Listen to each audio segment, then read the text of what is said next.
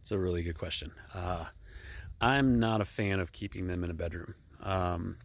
So even though you're not raising them, you just have a container, you're likely feeding something with them in that room. When you open that container and close that container, you're going to be pushing and pulling dust, frass, and the exoskeletons, which are very airy, like they'll come out as well. And so it's really a time versus exposure versus frequency kind of thing. Please know I am not a doctor. I am just a guy who raises mealworms and is allergic to them. And I don't want you to get that way. So I'd take some precautions. Don't hold it up to your face. If there's a way you can test it out, like if you've got sunlight coming in through a window or something and you can hold your container and open it and see, is a lot of stuff coming out? Is there dust coming out? Is there a problem?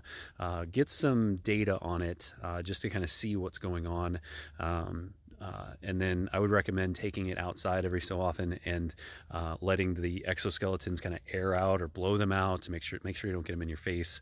Use a hairdryer if you want to kind of blow them away. Let the wind do it for you. Would be a good way to get rid of those.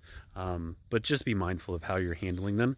I still wouldn't put them in my bedroom just because that's where you sleep. That's where you want to have good clean air, right? Air filters. HEPA filters would probably be really good just in general in any home. I would do that as well. But think of it like the analogy I like to use is spray painting. So if you've got a piece of outdoor furniture that once a year you spray paint that, you're going to make sure the wind's blowing the right way so it's not coming back at you. You're going to, maybe hold your breath.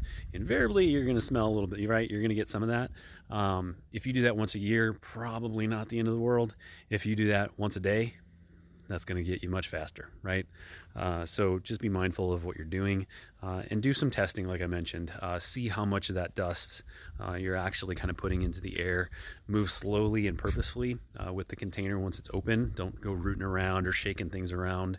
That's just going to get that stuff moved up into the air. So any other questions, let me know, and let me know what you find out about like opening and closing the container. I'm kind of curious to see what's coming out or not.